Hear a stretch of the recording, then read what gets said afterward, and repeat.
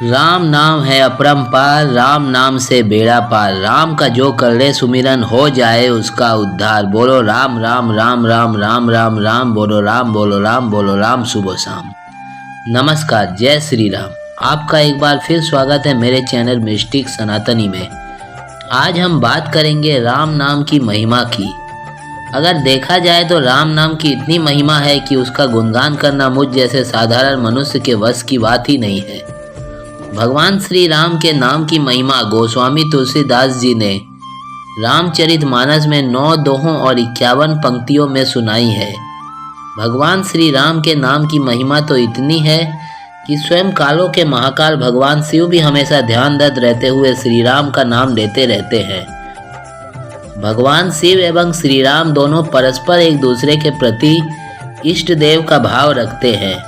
राम नाम ही इस कलिकाल में एकमात्र साधन है जिससे सब कुछ हो सकता है, इस पर कोई संदेह नहीं है।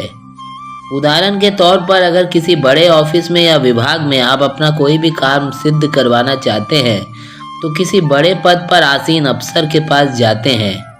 उस समय वह अफसर या नेता यह कहता है कि मेरा नाम ले लेना, तुम्हारा काम हो जाएगा, और वह काम तुरंत हो जाता है।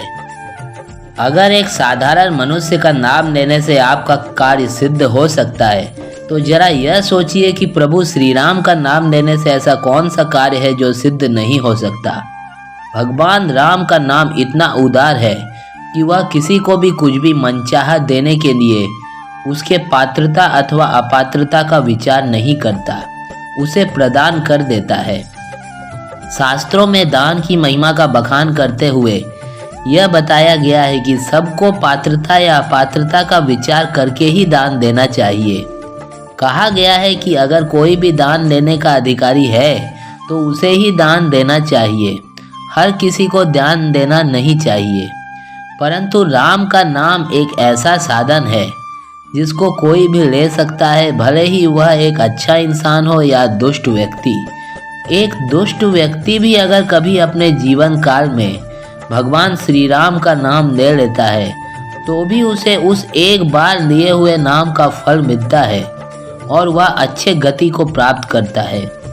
परंतु इसका मतलब यह भी कदापि नहीं है कि हम सारी जिंदगी पाप कर्म करते रहें और यह कहें कि एक बार राम का नाम लेने से सारे पाप नष्ट हो जाएंगे। हमें पाप कर्म करने से सदैव बचना चाहिए। इस भीषण कलिकाल में यज्ञों का, तपस्या का और जितने भी पुण्य कर्म थे सबकी महिमा लुप्त हो गई है। परंतु राम का नाम ही एक ऐसा साधन है जिसकी महिमा न कम हुई है और न कभी कम होगी। अभी तो कलयुग का प्रथम चरण चल रहा है, आगे चलकर कलयुग का ऐसा प्रभाव होने वाला है जिससे हमारे देश की सभी पवित्र नदियां भी लुप्त प्राय हो जाएंगी। अधर्मियों का प्रभाव इस पूरे संसार में फैल जाएगा, धर्म का नाश होने लगेगा। परंतु उस घोर कलयुग के चरण में भी राम का नाम ही एकमात्र ऐसा साधन होगा जिससे हम पर उन सब का कोई प्रभाव नहीं होगा एवं हम इस कलयुग से निकलकर भगवान के चरणों में स्थान पा सकेंगे। राम नाम की महिमा इतनी है कि इसका वर्णन करना किसी के सामर्थ्य में नहीं है।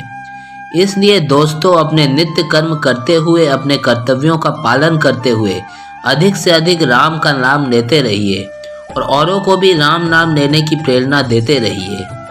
राम नाम की महिमा का प्रचार सारे विश्व में करते रहिए जिससे धर्म का अधिक से अधिक विस्तार हो सके और इस घोर कलयुग में भी हमें पाप कर्म के प्रभाव से बचा सके। तो अब इसी संदेश के साथ समाप्त करते हैं। जय श्री राम, जय श्री राम, जय श्री राम।